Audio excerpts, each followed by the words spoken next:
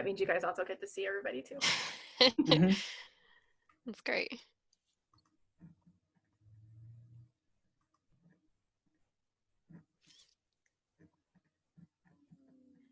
Oh, we got people from everywhere.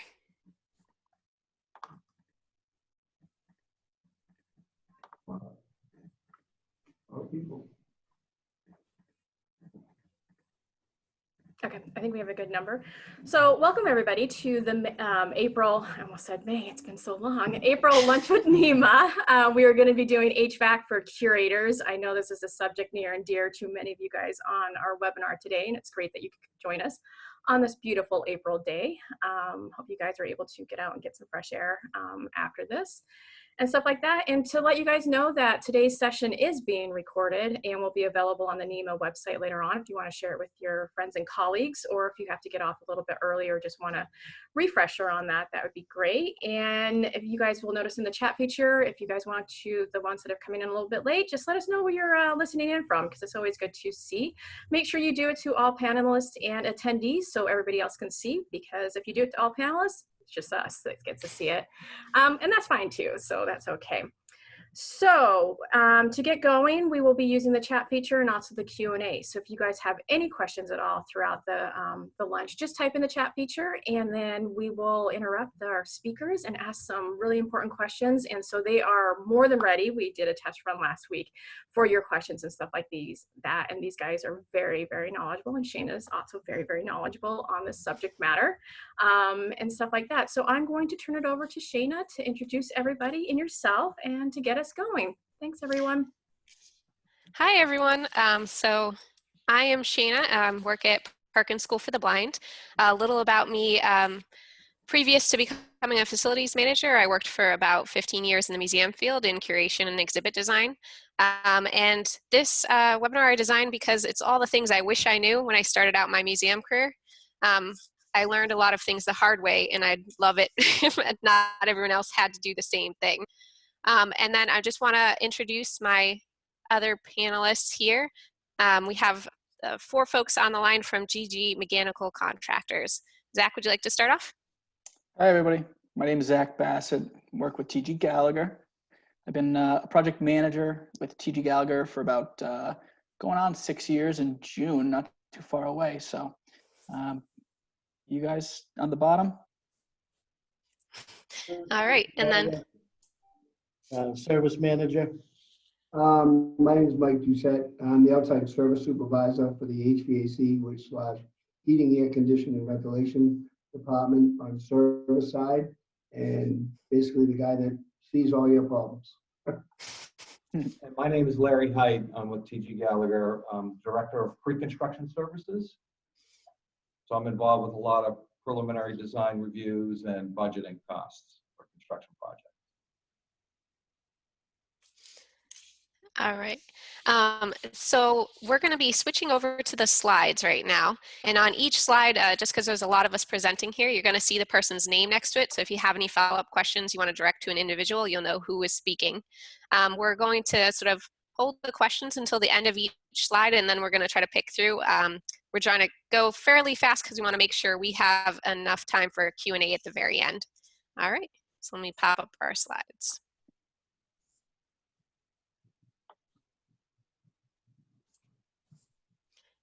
All right. So this is just, again, a list of the presenters. And we'll follow up at the end of the session with this slide as well, so you can get everyone's email information. And I believe Heather will have this whole presentation available. All right. So the first thing we want to talk about is fresh air. Fresh air is one of the areas that most people forget about. People get so focused on heating and cooling and how that affects your artifacts that you forget a little bit about the importance of knowing where your fresh air is coming to and where it's going to. This can have a lot of effects. I know I worked in one institution where the fresh air went to the collections room first and then went to the rest of the building. So it was going past a whole messload of scientific specimens full of arsenic and other toxic chemicals and then shooting into the main airstream without a secondary filtration system. Something really important for everyone to realize is that in a lot of museum spaces, we change we changed the function of our rooms, and something that we have our storage in now might not have been the original design. So you really want to know how that fresh air is coming in and coming out. So I'm going to pass over to Larry to sort of talk through some of the intricacies of fresh air. Yeah, thanks, Shana. So some considerations for ventilation air. If you have a space that basically is storage, you probably don't need much, if any, ventilation air, depending on what's being stored and if there's any recommendations for what is being stored, if it needs some fresh air. So you want to look at what the space usage is and determine whether or not you need fresh air. For fresh air, you also want to look at where it's coming from, like Shana mentioned earlier. You don't want to locate it over a loading dock where you're pulling in fumes from a truck that may be delivering some supplies. You want to try and get it where it's clean air. Some of the things to consider would be pollen, odor. If you do have an issue currently, you can address that. Carbon filters are great for removing odor. So it could be modified if you're experiencing that kind of a situation, or just totally relocating your fresh air intake. So those are some considerations as where it's coming from.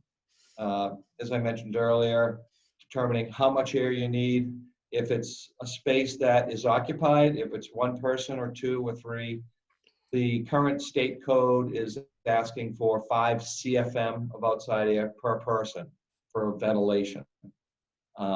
So if you can use that, and that's a very small amount of outside air, 5 CFM is very minor. If it's 10 people, it's only 50. So 50 CFM is, you know, if you think of a bathroom exhaust fan in your home, that's probably 20 or 30 CFM exhaust. So it's not a lot of outside air. Outside air, if Larry, you're bringing can I interrupt you for 1 second?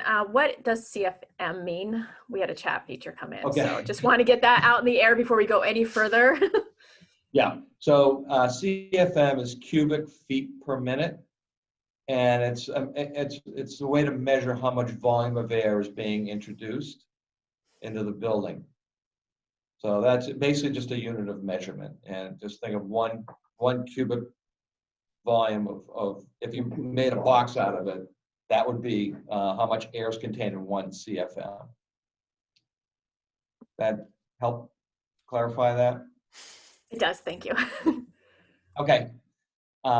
So if you're trying to maintain very tight tolerances in your space that you're storing, humidity, temperature, outside air will definitely create an influence on that condition. So if you're taking in a good amount of outside air, you know, the conditions for the outside air, depending on the year, it could be wet, it could be very dry, it could be cold, and that can influence the performance of your air handling system.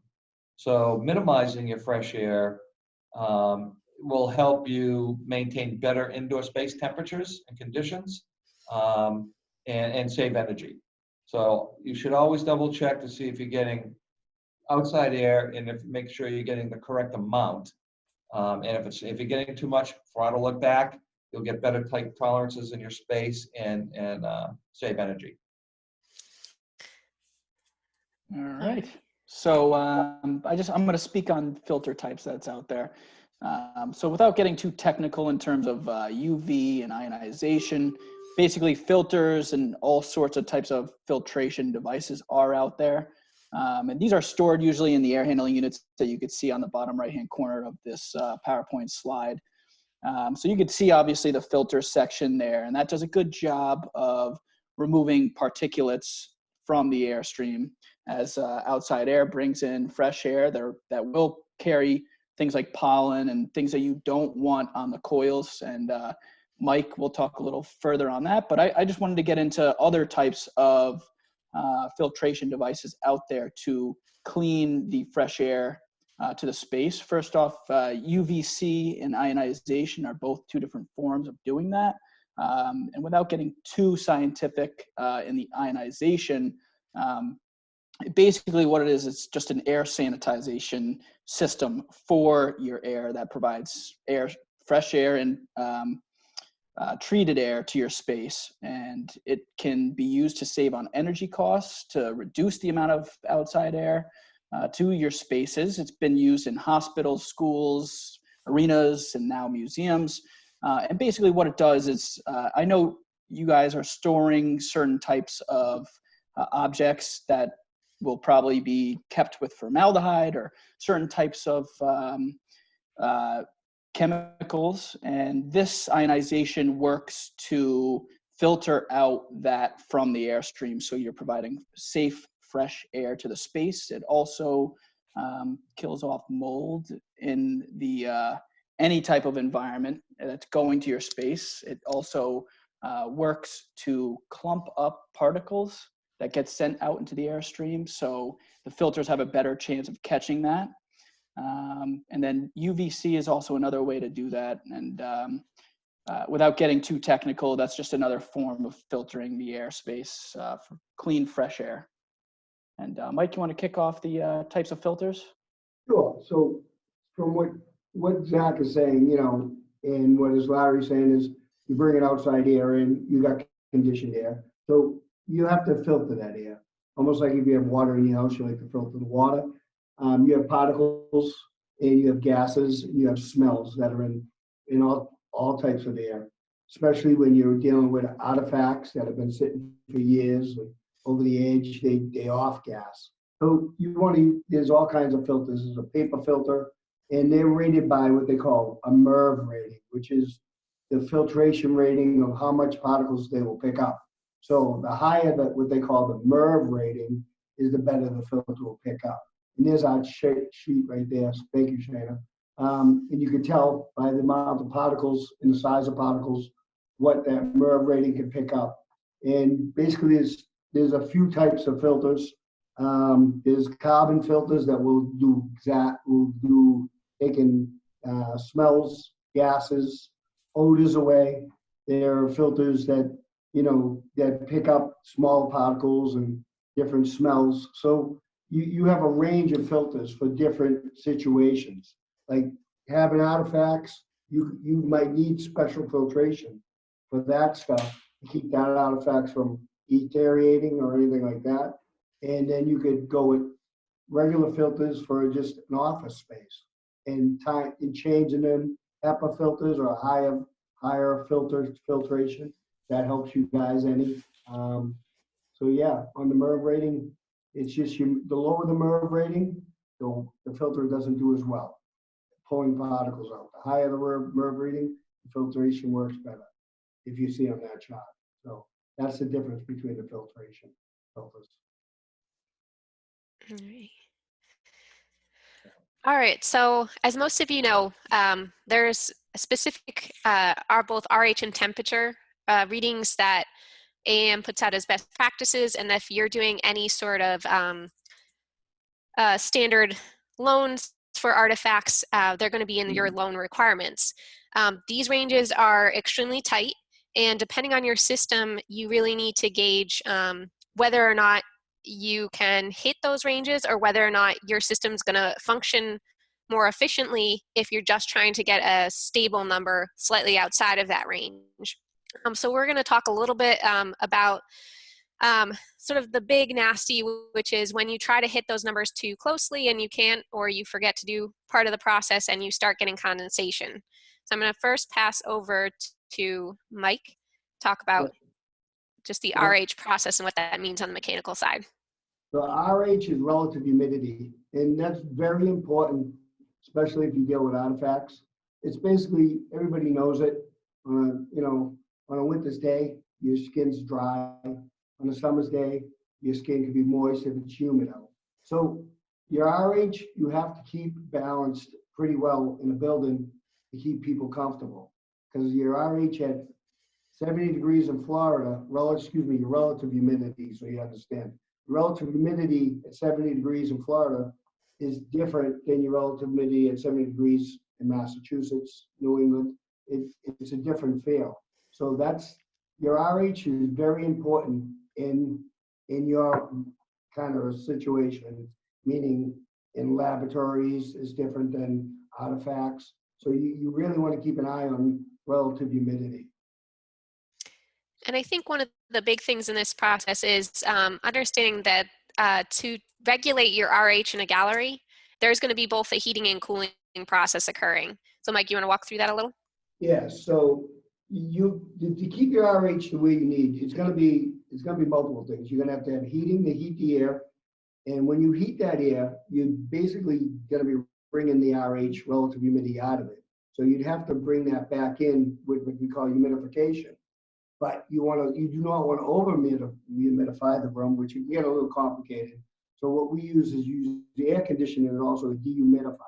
So you need different pieces of equipment to achieve the relative humidity and to keep your stable relative humidity. So you could be using your cooling in the wintertime to bring the relative humidity down, and you could be using your heating backwards, a little different, but you could be using heating in the summertime to drive the relative humidity out, and then using your cooling to cool the air back down. So there's a system that you need to do to keep relative humidity. It's not just people say, oh, I shut the heat off in the summertime in big buildings.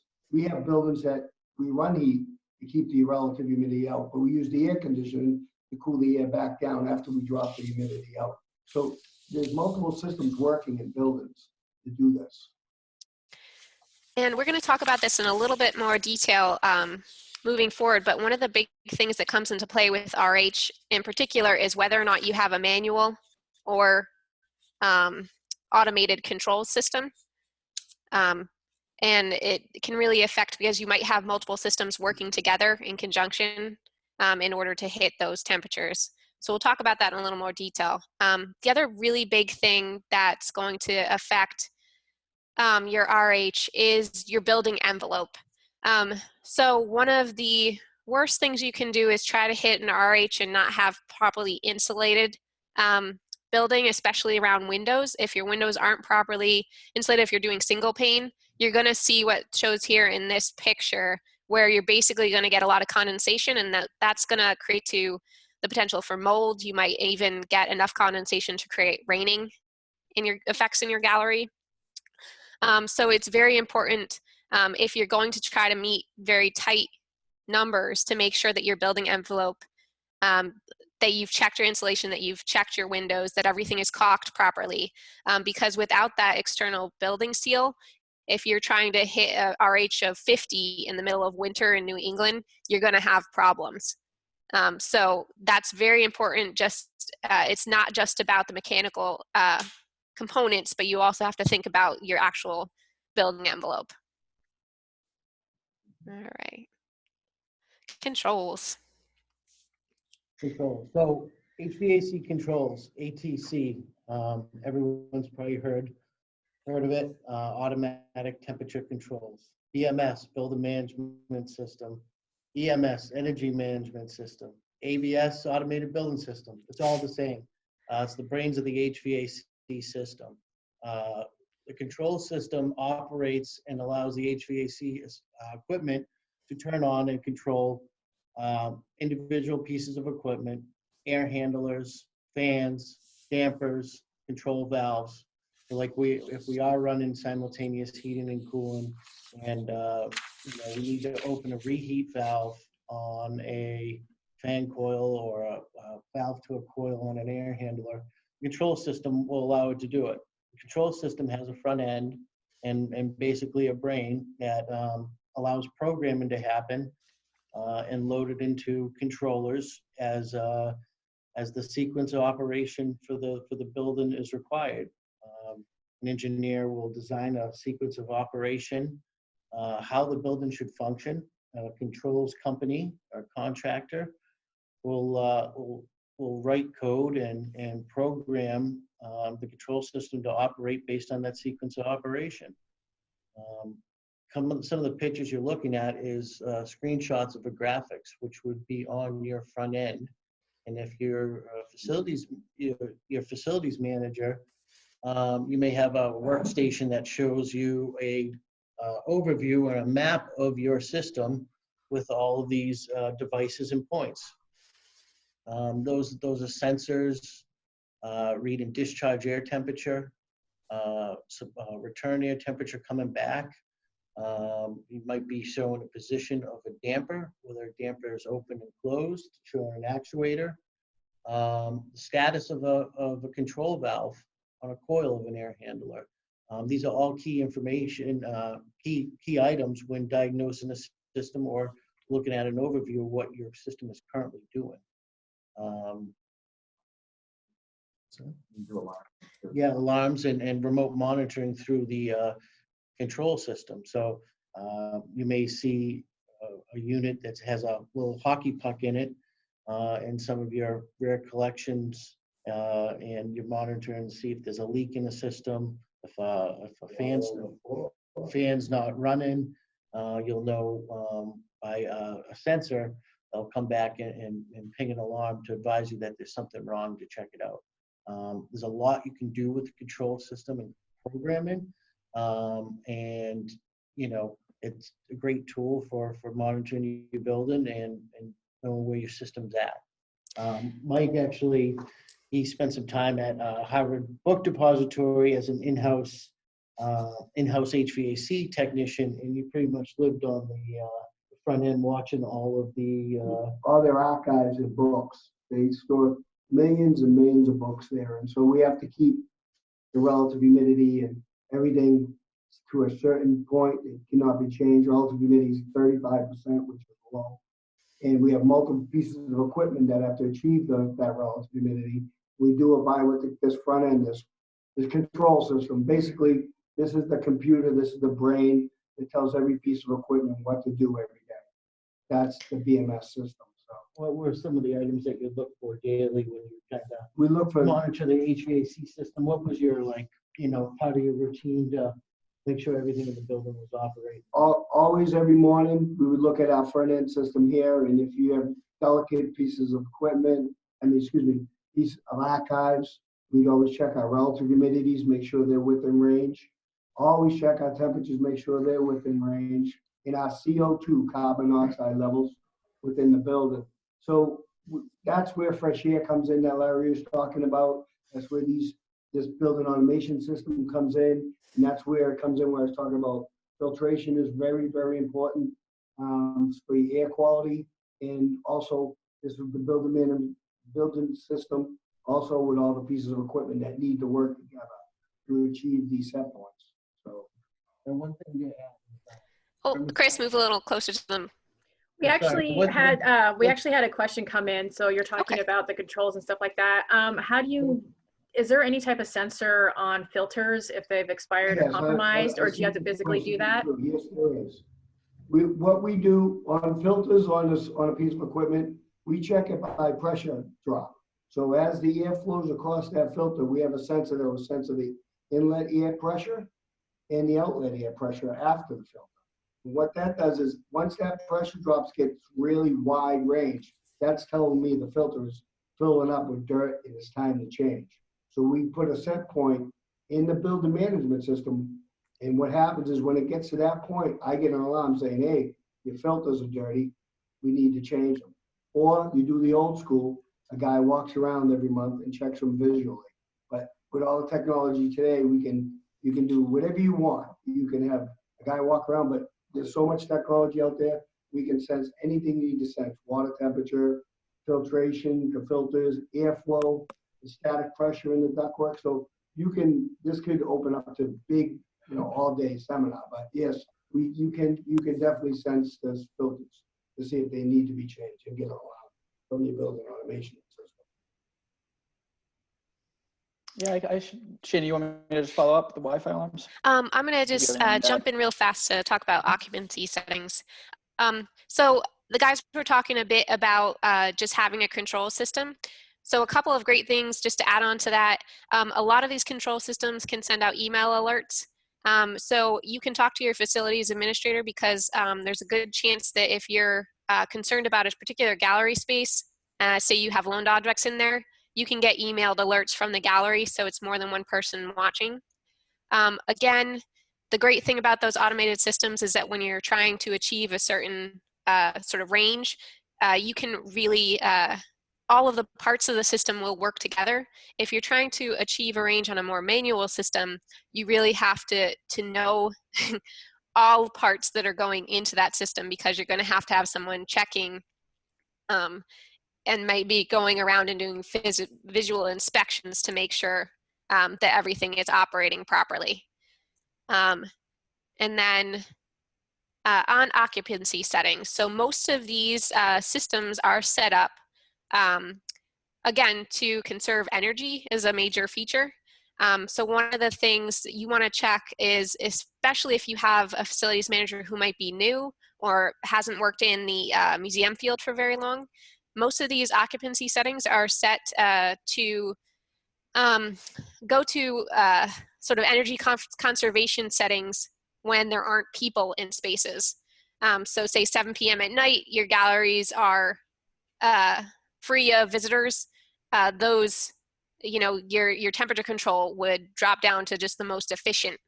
And in many spaces, you might not want that to happen. So you need to speak with your facilities manager to make sure that your occupancy settings for many of your artifact spaces might be on, 24/7, maintaining the same climate. If you have somebody new coming in, they might be setting that for human occupation. So it's important to double check that. Mm-hmm. And one other quick thing, just so you'll see this picture right here at the top of this person holding a little thermostat sensor. It's very important, especially if you're working in galleries and are changing over spaces frequently, to make sure that you have adequate airflow around any type of sensor unit. It's very tempting. They're ugly to block them with displays. That's going to reduce the performance on your equipment. Mm-hmm. All right. Yeah, there is a purpose for those thermostats and sensors on the walls. So anyway, real quick, I just there is another item that we actually did install over at Perkins.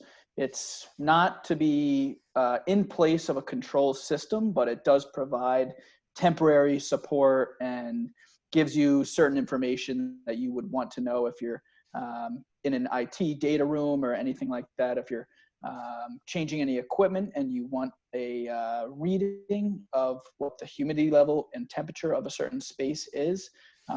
Basically, you could buy this off at pretty much anywhere. Amazon has one for about $160, and it's an app that downloads to your phone, and it's no subscription and no fee, and basically it's just a remote. It works off Wi-Fi. It's just a sensor that you can put anywhere. It's battery operated, and it'll send signals to your phone and just on tracking the temperature in case you have any products or anything in a certain area that you want to know what the temperature and humidity is of that area. But like I said, not in place of controls, but just something else that's out there. Yeah, and this could be a great feature if you have a temporary loan. Say you have a loan in a gallery for 3 months and you don't have anything really giving you those alerts. This can be a great pinch hitter. All right, so now we're getting into this whole temporary upgrade. So this is really talking about those spaces that you need to somehow get climate control for that 3-month loan. So the big thing whenever you're looking at these sort of temporary fixes is that you're looking to create a microclimate. So that microclimate might be in the form of a case enclosure, but it might also be in the form of trying to isolate your access points to a gallery to reduce outside airflow. So for example, I've worked in spaces where we've put in temporary doors to try to minimize the airflow from exterior galleries. But again, if you try to meet any sort of temperature and you have an open space, you are not going to make it with any of these temporary solutions. So the first thing first is trying to see how can I isolate that gallery or case or artifact to create a microclimate. And then the second one, I think probably a lot of you are familiar with ArtZorb and other types of desiccants.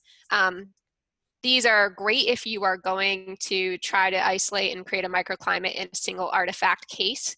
I think one of the very important things is to make sure that you're looking at the cubic volume of the case you're trying to create that microclimate in and making sure that it actually is airtight. I have worked in galleries where people have put these in thinking that they're going to create a great, RH environment, but the space where the desk is stored has air leaks. So they're basically trying to condition an entire gallery space with a single Artsorb. So making sure that that microclimate is sealed is important before you even attempt to use something like a passive deskant. So down to the next one is dehumidifiers. I'm hoping we all know what a dehumidifier is. Basically, not humidifying the air, we're dehumidifying it. So we're taking the moisture out. But with dehumidifiers, when you do install them, and we can get them for the basement, everybody sees that looks like when you put in a basement, kind of the dehumidifier, moldy, wet basement. But my recommendation is on dehumidifiers, the way they work, they are an air conditioning system. So they do draw a lot of electricity, and they do have condensation. So you always have to think when you're using a dehumidifier, do you have the right amount of voltage and amperage for that unit to work? You put that in, you plug it into a wall, and everybody's got computers, or you got lights for the archives and for the gallery, and you plug it in, that draws so much electricity, boom, you pop a breaker. It makes water. So we have to figure out a place, where do we put the water? Do you need a pump?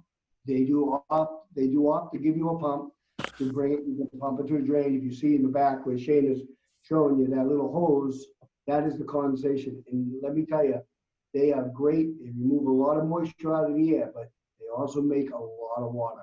So those are the considerations.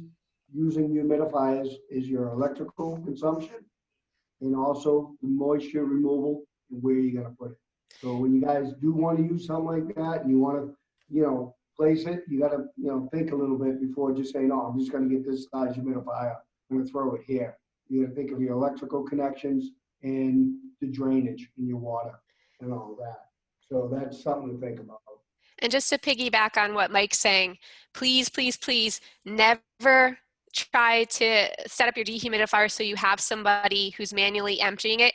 Always hook it up to a drain. You will flood out your spaces so fast. So just make sure that it's always going to a drain source. Just for example, that little unit probably would move 70 to 90 pounds. So a large commercial dehumidifier is obviously a lot more than that. Chris, can you repeat closer? I said that unit that you show on your slide probably removes about 70 to 90 pints a day. So a commercial model will be Three times that. more. So trying to come in every day and changing a bucket, I guarantee you're gonna miss it, and it's gonna be on the floor.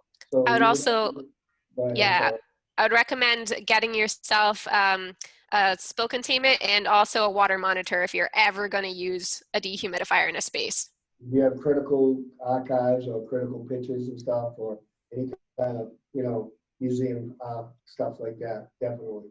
Yeah, when dehumidifiers go wrong, they go very wrong. Not all commercial dehumidifiers shut off automatically.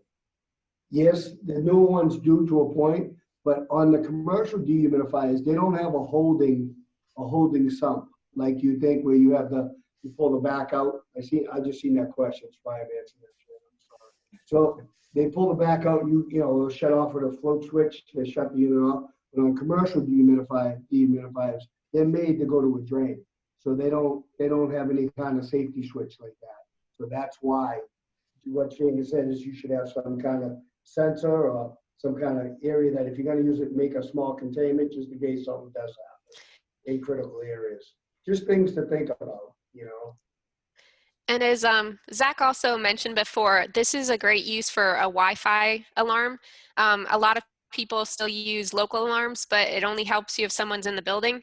And dehumidifiers especially is an area where you can flood out a good portion of your collection area before someone walks into that space. So definitely recommend getting a Wi-Fi water sensor if you don't have a control system that you'd get those notifications from. Shannon, can I chime in one more time on that? Yeah, definitely. The question we just got, someone just asked if you could add a dehumidifier to an air handler. Yes, you can. You can add dehumidification to an air handler, but that's mostly 90% is called air conditioning. And air conditioning is a dehumidifier. So what that dehumidifier is right there, you have the back coil that the air goes through.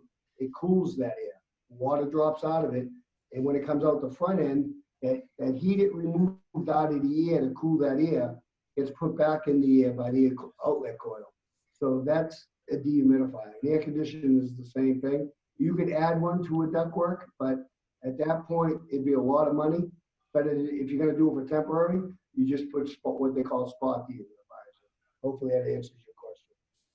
Yeah, I can jump in for a second on that. So if you want to maintain like 35% relative humidity, you're talking a very specialized piece of equipment to get that low. I think Munters is a product that you can use to drive that RH down and maintain that level. So once you get below 50%, 45%, you're into a different kind of scenario. You're into a specialty category, right? Right. You're talking a more sophisticated system. And if you have an existing unit, air handler, and you want to add, you're going to affect the air handler itself because you're adding resistance to airflow. So you might have to change out your motor speed or your motor horsepower to overcome the added resistance. So there's a lot of things to consider when you just can't really just add something like that. It's going to have to be looked at and designed properly. So hope that answers that question. All right. Okay. So there's also other options out there for temporary either spot cooling or spot heating. Like we said, these are temporary solutions. It's not really to take the place of a whole HVAC system, but where Shana's highlighting at the bottom portion, that would be either temp cooling or temp heating. And they range in various sizes. So your local HVAC provider should be able to determine the sizing for a specific room. It's not a one size fits all, and it really needs to be sized properly to determine which type of spot cooler should fit. For instance, 1 to 1.5 ton spot cooler, that's sized for a specific room, and the heat load in that room needs to be taken into consideration. Now, in that size, they do have plug in the wall 115 volt single phase style units, but as Mike had said with the dehumidifiers, they do need to be on a dedicated circuit. We have gotten away with plugging them into the wall, but like I said, they tell you dedicated circuit so you don't trip the breaker. And then the other sizes range all over the board, all the way from temp boilers outside the facility to temporary rooftop units outside. But these temporary spot coolers here are good for small areas, spot cooling, but you do need considerations for rejected heat because that's how refrigeration works. It removes the heat from the space and it needs to put it to outside or a certain region that won't be affected. So for instance, usually plenum spaces inside like a drop ceiling, that's just one area. But like I said, you should be consulting a HVAC provider to make that determination. And it's not a one size fit all, like I said. And there are heat options for this as well. So if you need electric heat, gas heat, like I said, it's not just plug it in and install it and you're good. There should be special considerations for HVAC that should be taken, but we're just trying to show you all items that are out there. And again, if you have a small gallery space, you might be able to use this to meet a loan requirement. All right, upgrades. So this is one of the things I think Shana? A lot of people when they, oh yeah. Do you mind if I break in a little bit here? Because we've had a couple of questions about some of the stuff that Zach has talked about. Yeah.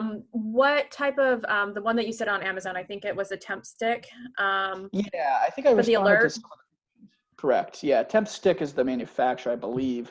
I mean, if you just basically go to Amazon and just type in, Wi-Fi temperature monitor, anything along those lines. I found one that just says temp stick. They come in two different colors. It's basically like a black little box, and that's what the sensor is. And comes in two different colors, either white or black for the temp stick. And that's what I'm seeing on Amazon. I could send this link to anybody who requests it after. Yeah, because it's definitely something that's come in a couple times about if you guys have a recommended brand or anything like that for the alarm systems and stuff. So I think that'd probably be good because it's come up a few times. Yeah, we had great luck with the temp stick here. That is always good to Yeah, know.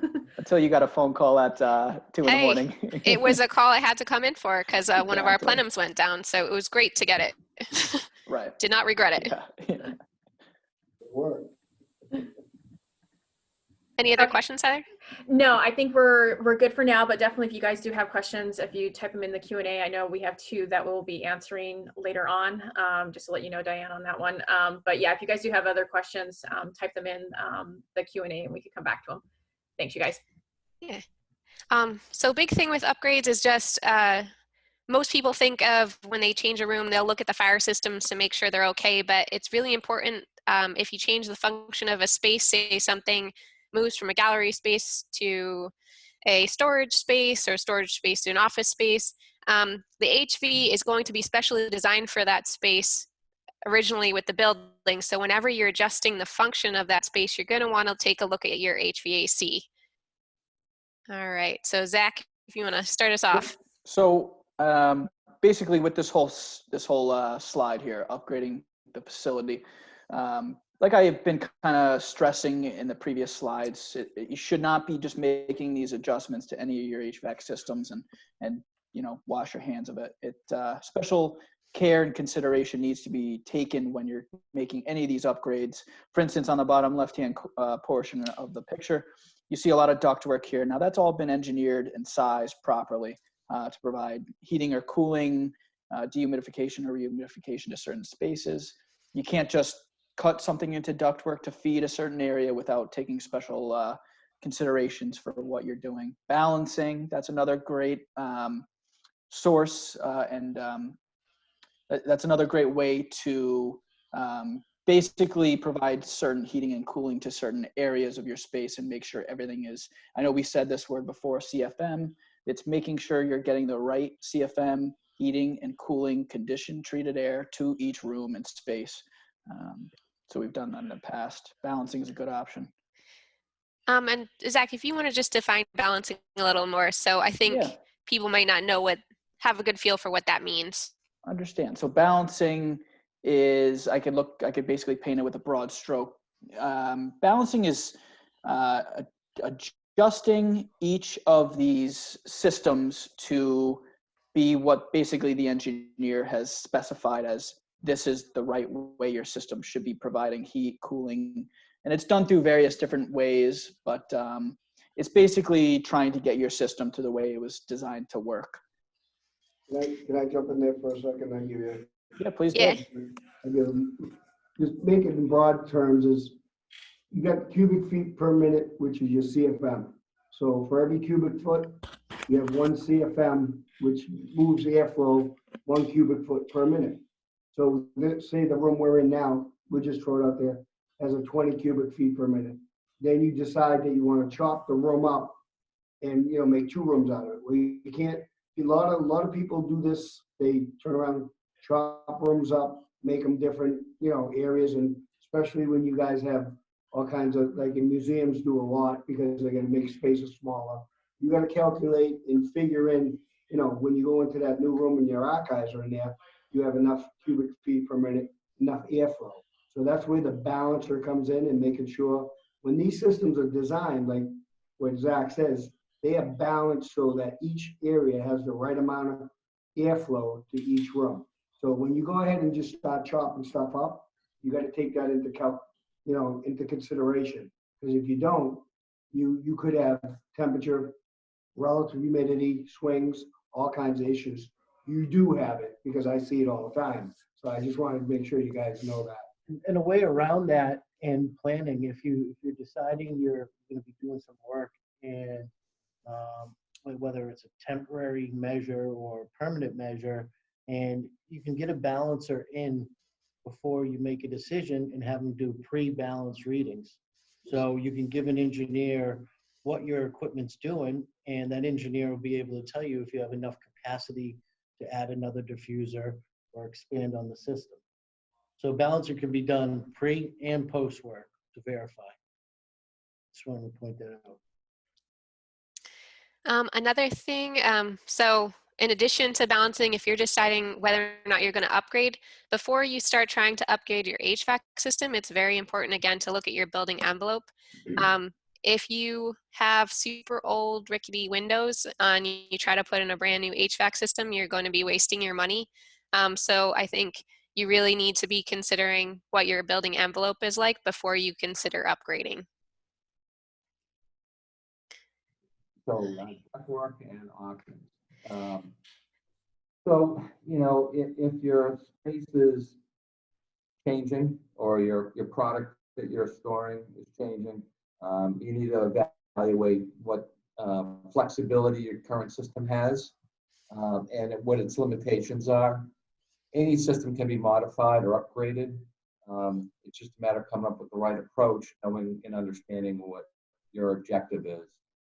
Some of the things you could do from supplemental, if you look at the picture on the right bottom, that's a what they call a ductless split system. It could be either a heat pump or just cooling only, or heating and cooling.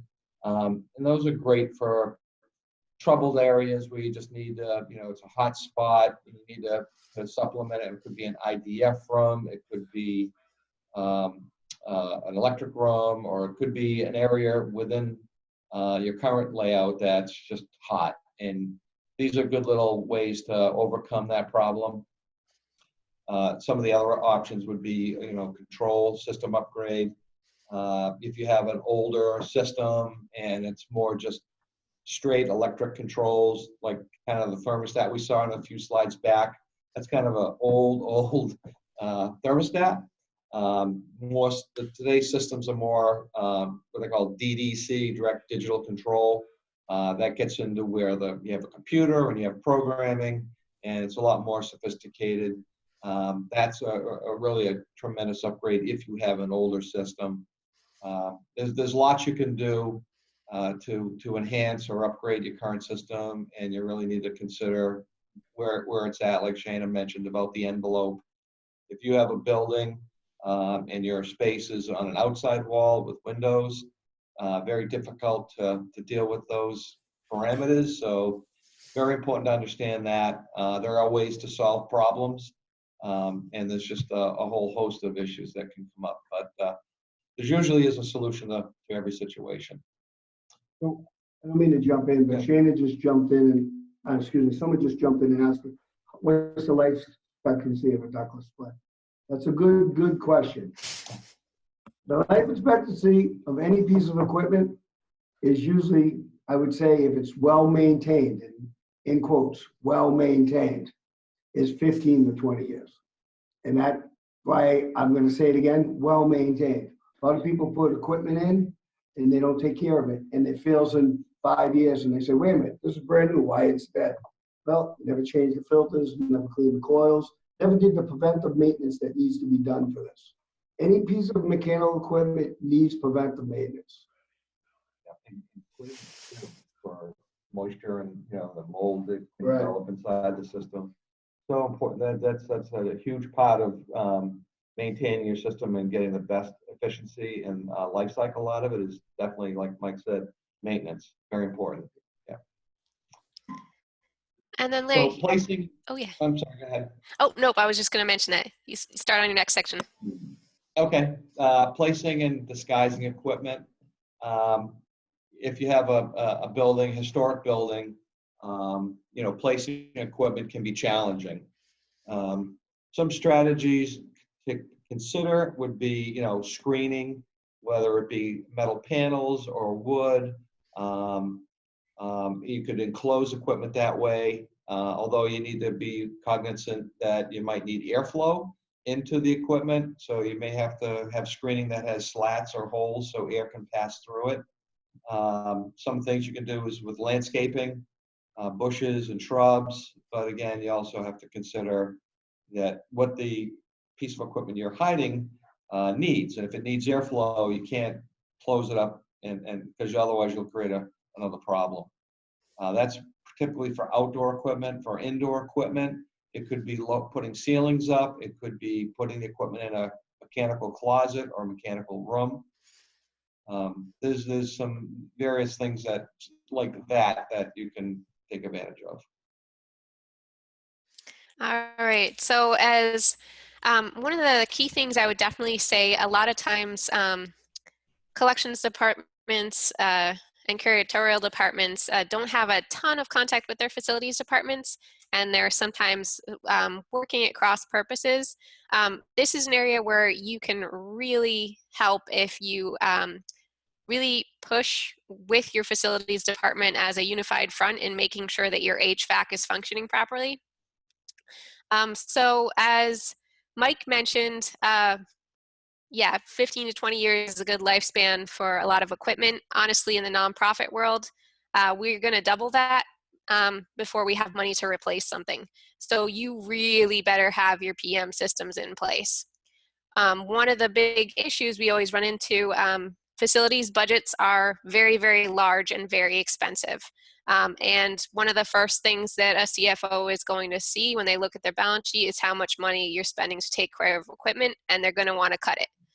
So from the curatorial and collection standpoint, as much support as you can give to keeping those PMs going, I would definitely say try to put your energy with your facilities department to make sure that PMs don't get cut, because you will regret it. One missed damper, yeah, one missed damper check can cost you literally hundreds of thousands of dollars. No worries. What PMs are. Yeah, someone drew up on the screen what PMs are. Oh, So yep. I understand what PMs meant. So I said preventive maintenance. I apologize. No worries. Mike, you want to take on deficiency lists? Yes. So basically what Shane is saying, PMs, preventive maintenance is are very, very important. It saves you money in the long run. People look at it and say, I don't need to get the oil change in my car. They don't get the oil change in their car for 60,000 miles, the engine blows up. Now they're getting paid $3,000 to change the motor out. Preventive maintenance is, I swear I can't talk about them enough. And Shana knows. So what we do is, right here is what we call deficiency list. At TG Gallagher, our goal is to give you the best preventive maintenance you need. So what we do, we take pictures. What we do is, I'll start from the beginning. We do a preventive maintenance. We go in, we look at your equipment, we clean what we need to clean, we check all controls, everything that needs to be checked. We find any problems or any deficiencies. We write them down. We note them. We give you a list of all your deficiencies, all your problems with all your equipment. We don't make you have to do it, but we want you to know where your equipment stands every time we do the preventive maintenance, so you know what you need to have done, what you can hold off, or if your equipment's getting older, it just gives you an up-to-date, note saying this equipment here, this is what we recommend you doing. It doesn't mean you have to do it, but if you guys do have preventive maintenance is done, I recommend you have, some kind of deficiency list given to you by whoever's doing those. Yeah, that helps identify where your risks are, and helps you put budget money in the future, so you can address these deficiencies. Yeah, that's what I was going to say. Capital planning is something that your HVAC contractor should be part of and should be making you aware that if you have a piece of equipment that's a 25-year life expectancy and it's on year 30 and you're investing X amount of dollars per year in service calls to that same piece of equipment, you should start to really get some input from the HVAC contractor or when to really capital plan on changing out some pieces of equipment once they become beyond servicing and repair. And another note on that is, I see a lot of buildings out there that don't turn around and put the money to their preventive maintenance, and in the end, the cost is a lot worse than if they just did it from the beginning. Well, the other problem too is you have an emergency situation where you blow a compressor or some major component in your system, and you can't maintain your space environment anymore. Mm-hmm. And if there's a lead time to get that replacement part, a day, 2, a week, 2 weeks. If you have really old equipment, you might not even be able to get it replaced. So you could be in really a lot of trouble by letting something happen catastrophically like that. Yeah, I can definitely speak from experience on that. We for years struggled to get our finance committee to pass our PMs for our damper maintenance. And we had one this year, wasn't very old, froze up, and literally luckily it was covered partially by insurance, but we were out several $100,000 to get that replaced. And that area, we got temporary heating and cooling in for a small amount of time, but that space, we had to remove all the children from the school for a while. So it's nothing to really take lightly. And honestly, for, a small fraction each year, you can save yourself from that huge headache. And this is sort of rolls into the second, this whole system risk analysis. So you get those deficiency lists from your contractor. You're probably not going to be able to afford everything on those lists, but hopefully it gives you some lead time so that you can plan and start budgeting and finding where you're going to find those resources. But it's also important that you discuss with your facilities manager which sort of rooms and spaces are your make or break, this has to work no matter what, and which systems, if they go down for a little while, we can hold off on repairs to save for my core system. So like, for example, I might really look to clear off my deficiencies for something like my main collection storage. But say I have an ancillary gallery that doesn't have a lot of high value materials in it, I might take the risk and let that one go a little bit longer so I can spend the money I have towards those core systems. So it's a really great discussion to sit down with your facility staff and have, because you want to make sure that the money is going to the places where it's going to hurt the most when systems go down. Shana, can I just? Yeah, definitely. And we don't do this to make money, these deficiencies lists at Gallagher. We do this to have a relationship with our customer, and hopefully the people you work with will be able, to sit down and they won't try to sell you a bag of goods. Like with Shana, and we always talk and we say, Shana goes, well, do you think we need to do that now? And we say, no, you don't, because being honest, having a good contractor that's honest, I mean, that's what you're looking for on this deficiency too. Because you will get people out there that will do these deficiency lists and write up everything. So you got to be able to judge, and if you have a good contractor, they usually, they'll work with you and they'll say, no, you don't need that. So you got to judge them a little too. Yeah, and always get an evaluation of what cost to replace. Some of the larger repairs on chillers, and if you have an air-cooled chiller, and you have 2 blown compressor circuits on it, and 25 years old, and you get a quote for $20,000 to repair it, you might be able to replace it for it. So just trying to get that evaluation from your contractor. It's just like, if you have an honest contractor, they should be able to, you should be able to talk to them, and then, they'll work with you. That's the biggest thing. I don't want to see you guys, get 800 deficiency lists out there. And, people are just writing up stuff that doesn't need to be written up too. So that's something you got to always look at too. All right. Well, that's the end of our slides. We're sort of at our time, but we can definitely stay on for a little while to answer questions or if people want to send them in. Thanks, everybody. The one question that did come in, I'm not sure if this is actually able to be answered within this type of session or not like that, but it's on everybody's mind. It's basically COVID-19 and filters and stuff like that. I know they're still trying to figure everything out, so I'm not even sure if you guys would have answers to that question at this point. Yeah, we've had several. Chris, lean in a little bit. Sorry, we've had several requests for COVID-19 return to work planning. A lot of the requests are immediate filter changes, not now, but prior to employees returning back to work. We've had several requests of upgrading your pre-filters from a MERV 11 to a MERV 13 rating. Your final filters are usually MERV 13, but we've got a request to upgrade to a MERV, from MERV 11 to MERV 13. Yeah, there's also a lot of people reaching out to us about the ionization that I had discussed earlier.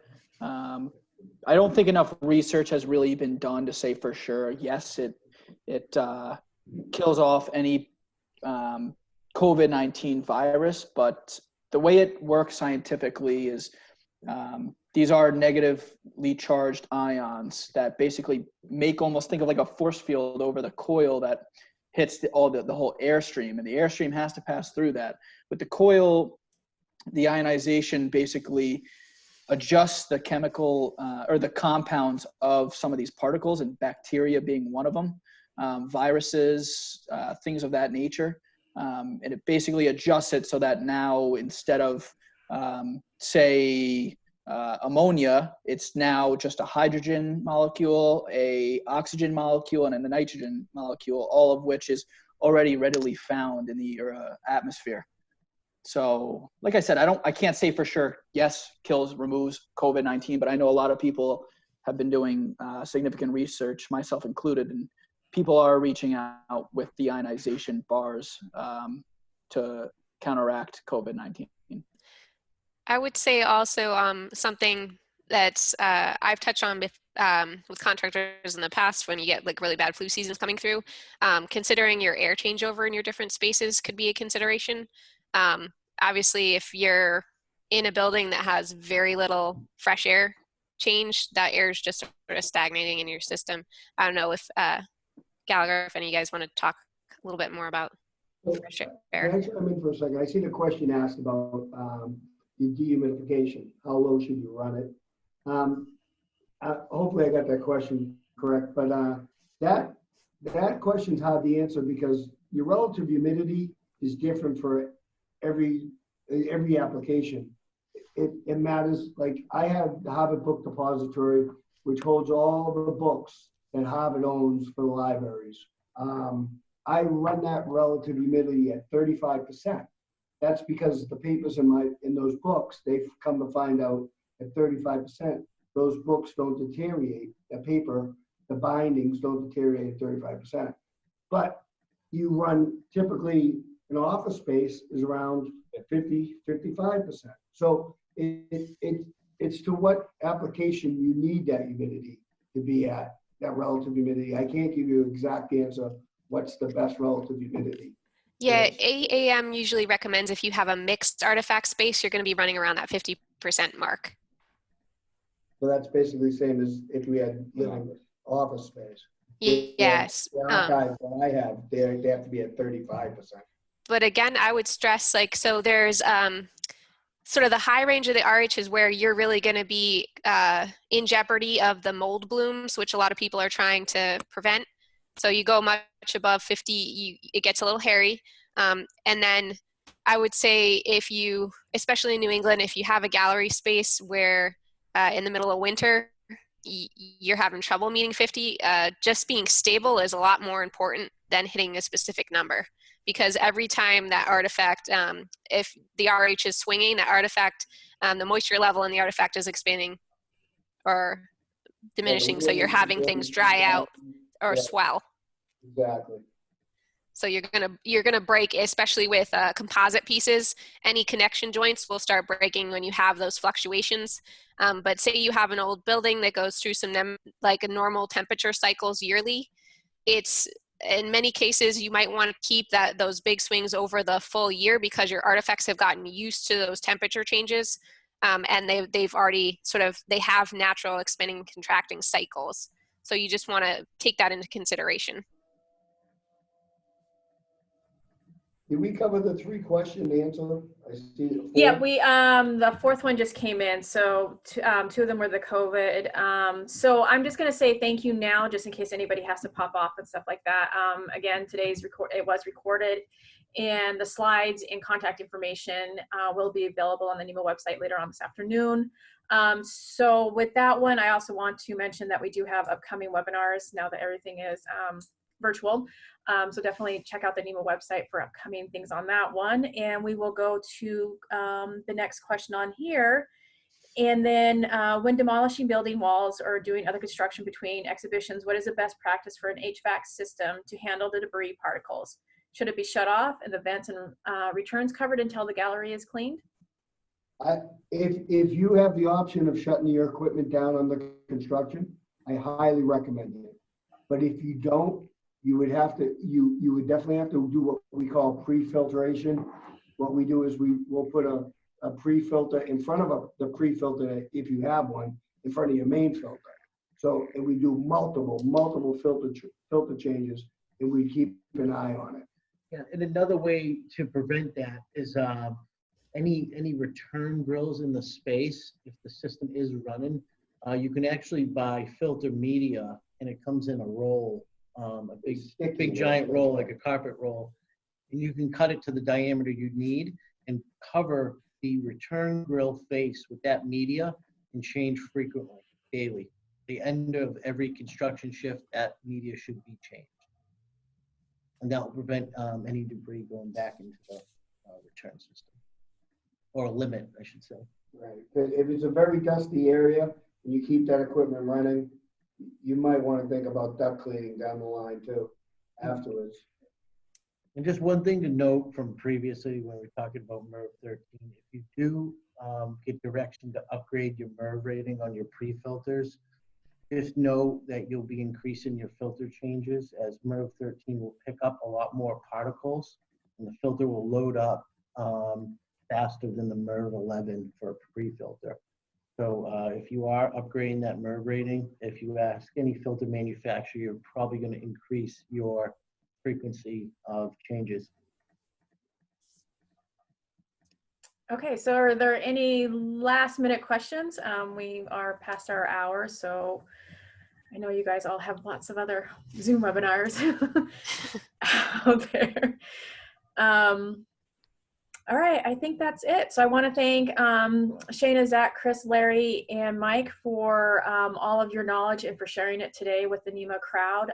This is great and stuff like that. Again, this has been recorded and will be available on the NEMA website along with contact information. If you have any follow-up questions, I'm sure everyone here today will be more than willing to answer your questions on that one. And we do have a lot of thank yous in the chat feature there. So I want to sign off, say thank you, stay safe, and make sure you wash your hands. And I'll see you at the next lunch with NEMA. See you guys. Thanks. Thank you. Thank Bye. you. Thanks, everyone.